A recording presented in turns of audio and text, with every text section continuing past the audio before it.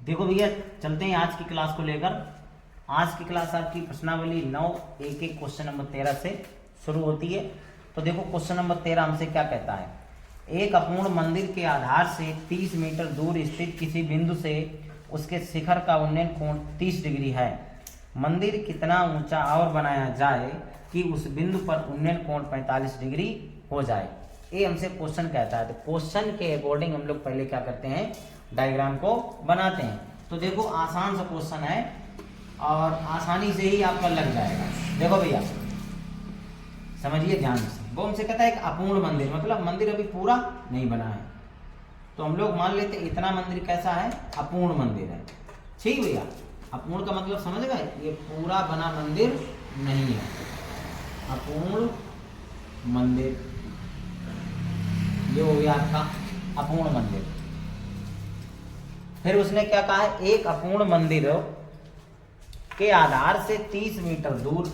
अब इसके आधार से, आधार आपका ये हो गया, इससे 30 मीटर दूर कोई बिंदु है। तो 30 मीटर दूरी पर ये कोई क्या हो गया, आपका बिंदु हो गया। ठीक भैया, तो जब तक मंदिर अपूर्ण है, अभी मतलब पूरा नहीं बना है, तब इस बिंदु से मंदिर के शिखर का उन्नयन कोण जो है वो कितना है, 30 डिग्री है। ये कितना है, 30 डिग्री। कब, जब मंदिर पूरा बना नहीं है तब इसके शिखर का उन्नयन कोण 30 डिग्री है आपका। तो ये 30 डिग्री दिखा देते हम लोग। अब वो कहता है मंदिर कितना मीटर ऊंचा और बनाया जाए। तो आपको दिखाएंगे, देखो तो कितना मीटर ऊंचा और बनाया जाए। तो हमने ये माना कि मंदिर इस तरीके से इतना मीटर ऊंचा और बनाया जाए। तो जरा दिमाग लगाइए आप थोड़ा सा। देखो भैया,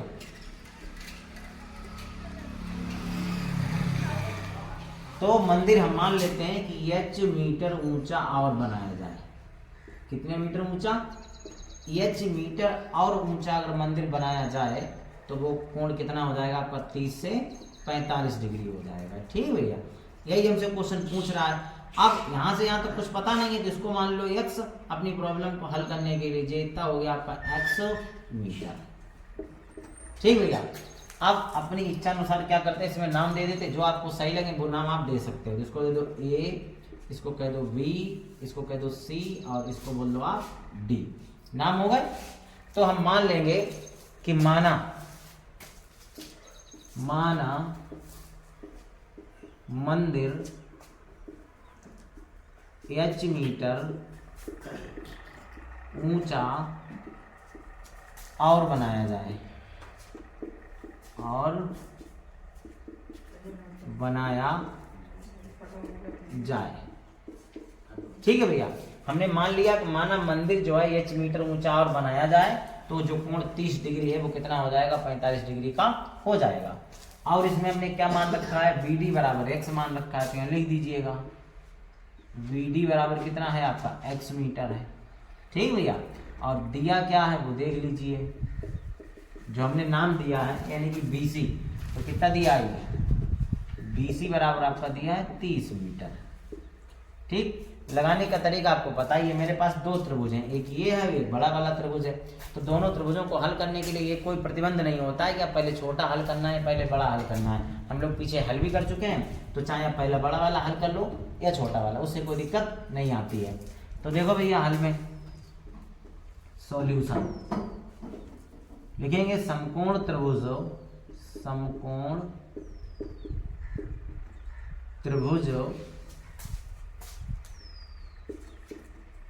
ABC में।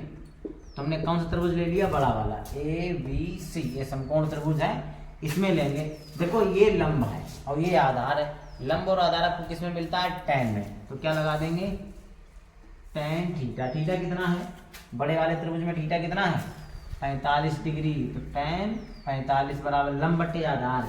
लंब आपको पूरा यूज करना है, इतना है h, इतना है x।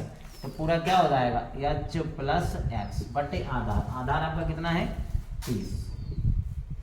tan 45 समान होता है 1, h प्लस x बटे 30। 30 किधर गुणा कर दो तो जो हो जाएगा h प्लस x बराबर 30 एकन 30। इसको समीकरण दे दो 1। अब छोटा वाला त्रिभुज ले लो, लिखेंगे समकोण त्रिभुज डीवीसी में tan थीटा, इसमें भी लगा दीजिए आप। थीटा कितना है छोटे वाले त्रिभुज के लिए, थीटा कितना है 30 डिग्री, तो tan 30 डिग्री बराबर लंब हमको इतना यूज करना है, तो ये कितना है x बटे आधार आपका कितना है 30, तो बटे हो गया आपका 30। इसके बाद में देखो आप हमको नोट कैसे करना है, देखिए ध्यान दीजिएगा आप, tan 30 का मान होता है 1/√3 बराबर x बटे 30, बराबर में तिरछा होता गुणा, तो क्या करेंगे हम लोग, ध्यान दीजिए थोड़ा सा। इसके बाद में आपको यहाँ से नोट करना है, ठीक है भैया। 30 एकन 30 बटे √3 बराबर x। हम ये जानते हैं कि हर में अंडर रूट नहीं रखते हैं, तो उसका कर देते हैं परिमेयकरण, तो √3 से यहाँ पर क्या कर दो अंश बाहर में गुणा, तो ये हो गया 30 √3 बटे में √3 का √3 में केवल 3 बराबर आपका कितना हो जाएगा x हो जाएगा। तो 3 से काट दीजिए इसको, 3 एकम 3 का सामान आपका कितना हो जाएगा 3, x बराबर आ गया आपका 10√3। x का मान आपका कितना है 10√3। ये मान उठा के आप कहाँ रखोगे समीकरण 1 में, इसको दे दो समीकरण 2, तो लिखेंगे समीकरण 2 से x का मान समीकरण 1 में रखने पर, ठीक है भैया। समीकरण 2 से x का मान समीकरण 1 में रखेंगे, तो यहाँ पर कितना लिख देंगे देखो, तो h बराबर, सॉरी h के साथ प्लस में है x, तो h प्लस x का मान कितना हो जाएगा 10√3 बराबर आपका कितना चल रहा है 30, तो बराबर आपका 30 चलने दीजिए। अब क्या करेंगे, इसको उठा के इधर भेज दो आप, तो इधर है धनात्मक, इधर हो जाएगा ऋणात्मक, अर्थात h बराबर हो जाएगा 30 माइनस 10√3, ये हो जाएगा ना भैया, ठीक है।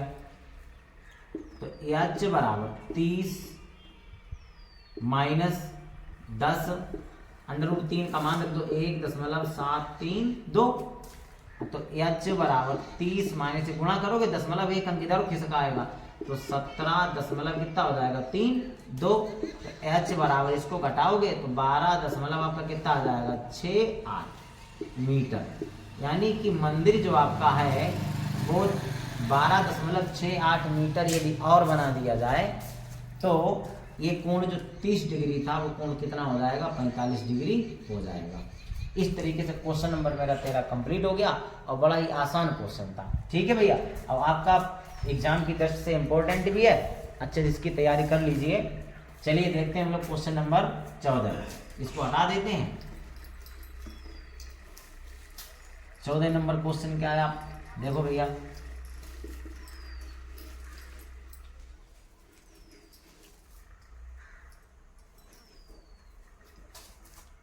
क्वेश्चन नंबर आपका 14 है।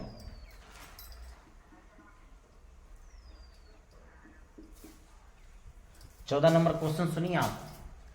क्वेश्चन कह रहा है 7 मीटर ऊंचे भवन के शिखर से एक केबल टावर के शिखर का उन्नयन कोण 60 डिग्री है और इसके पाद का अवनमन कोण 45 डिग्री है।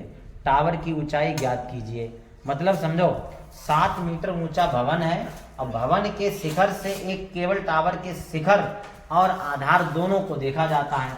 तो मतलब समझो जरा ध्यान से, ये तो हो गया आपका केबल टावर, ठीक भैया, और एक भवन है वो कितना है, वो 7 मीटर ऊंचा आपका भवन है। तो ये हो गया भवन, समझिए जरा ध्यान से। तो भवन की ऊंचाई जो है वो 7 मीटर है। भवन कितना ऊंचा है, 7 मीटर है। और केबल टावर, अब भवन के शिखर से जब केबल टावर के शिखर को देखा जाता है, ऐसे ही तो देखेंगे, तो ये बन जाएगा आपका उन्नयन कोण। ये क्या बन जाएगा, उन्नयन कोण। कितने डिग्री का बनता है, 7 मीटर ऊंचे भवन के शिखर से केबल टावर के शिखर को, भवन के शिखर से केबल टावर के शिखर को, केबल टावर के शिखर का उन्नयन कोण 60 डिग्री है, अर्थात इनको यहां से मिला दीजिए तो ये कोण कितना हो जाएगा आपका 60 डिग्री। भैया कितना हो गया 60 डिग्री। बात समझे, क्वेश्चन क्या कहता है, 7 मीटर ऊंचे भवन, ये भवन हो गया आपका, भवन के शिखर से केबल टावर के शिखर का उन्नयन कोण जो है वो 60 डिग्री है। आगे वो हमसे क्या कहता है, और इसके पाद का अवनमन कोण 45 डिग्री है। मतलब भवन के शिखर से जो टावर के किसको देखते हैं, आधार। पाद का मतलब क्या होता है, आधार। जब इसके आधार को देखते हैं तो यही कोण कितना होता है, ये कोण आपका 30 डिग्री होता है। कितना होता है भैया, सॉरी 45 डिग्री होता है। कितना होता है 45, यानी कि ये कोण होता है 45 डिग्री। तो हमने आपको पहले से ही बता रखा है कि हम ऊपर न बना के अवनमन को भी कहाँ बना लेते हैं, नीचे ही बना लेते हैं, जिससे मेरी प्रॉब्लम हल करने में आसान हो जाती है। ठीक है भैया, तो ये तो बन गया आपका डायग्राम, आप ध्यान दीजिए आप। तो 7 मीटर ऊंचे भवन यहाँ पे है, तो फिर ये भी कितना होगा 7 मीटर, यहाँ से यहाँ तक कितना होगा आपका 7 मीटर ऊंचा ही तो होगा। आधार हमको पता नहीं है, इसको कितना मान लेते हैं x, यहाँ से यहाँ तक कितना हो गया x। अब जे x है तो ये वाला कितना होगा x ही होगा, है ना। ठीक है, तो हमसे केबल टावर की ऊंचाई पूछी गई, जो पूछा गया उसी को मानेंगे। तो मान लेते हैं, माना केबल टावर कितना मीटर ऊंचा है, h मीटर ऊंचा है। ठीक भैया, अब इसको क्या कर देते हैं, नाम दे देते हैं। नाम दे दीजिए आप, A B C D और E। अब क्वेश्चन को हल करने के लिए जो सारी जरूरतें थी वो मेरी पूरी हो गई। ठीक भैया, तो देखो आप, अब हमको एक बार त्रिभुज लेना है ये, अब एक बार त्रिभुज लेना है ये, हमें h का मान चाहिए, तो बड़ा आसानी से लग जाएगा। देखो भैया, इतना है 7, देख भवन यहाँ तक 7 मीटर ऊंचा है, तो इतना यहाँ तक भी कितना होगा 7। अब टोटल माने हैं h, तो टोटल में से अगर ये वाली घटा दें ये वाली निकल आएगी, अर्थात h माइनस कितना हो जाएगा 7। तो जे यहाँ से यहाँ तक की कितनी हो गई h माइनस 7। ठीक है भैया, ये हो गई आपकी h माइनस 7 मीटर। अब क्या करते हैं, मान लेते हैं, माना केबल टावर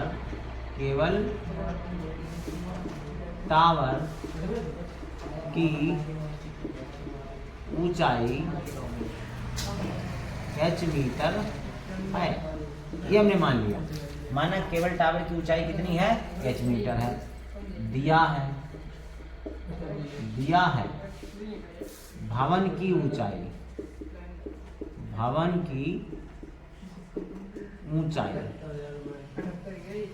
कितनी दी रखी है आपकी 7 मीटर। भवन की ऊंचाई हमें दी रखी है, और उसकी बाद में ED और BC ये भी हमने मान रखा है। तो ED बराबर BC बराबर, हमने दोनों को क्या मान रखा है, ये आपका x मीटर है। ठीक भैया, मान चाहिए किसका h का, तो हमको हल क्या क्या करना है, पहले ये त्रिभुज हल करना है, फिर ये त्रिभुज हल करना है, और आसानी से 2 समीकरण बनेंगे, उनको हल कर देंगे, आंसर मेरा आ जाएगा। तो देखो कितने आसान क्वेश्चन है, देखने में बड़े लगते हैं, आसान बहुत है। तो पहले लिखो समकोण त्रिभुज ABC में, तो लिखेंगे समकोण त्रिभुज ABC में tan थीटा। tan क्यों लगाएंगे, क्योंकि ये लंब है, आधार है, तो tan ही लगेगा। थीटा कितना है आपका 60 डिग्री। tan थीटा बराबर लंब बटे आधार, लंब कितना यूज करना है, तो h माइनस 7 बटे आधार कितना है x। tan 60 का मान कितना होता है √3 बराबर h माइनस 7 बटे x इधर भेज दो, √3 नीचे आ जाएगा, तो x बराबर h माइनस 7 बटे √3। इसको समीकरण दे दो आप, कितना 1। अब क्या लिखेंगे, अब नाउ समकोण त्रिभुज, ध्यान दो भैया, समकोण त्रिभुज कौन सा लेना है हमको, CED में, समकोण त्रिभुज CED में। यहां से लगाइए आप,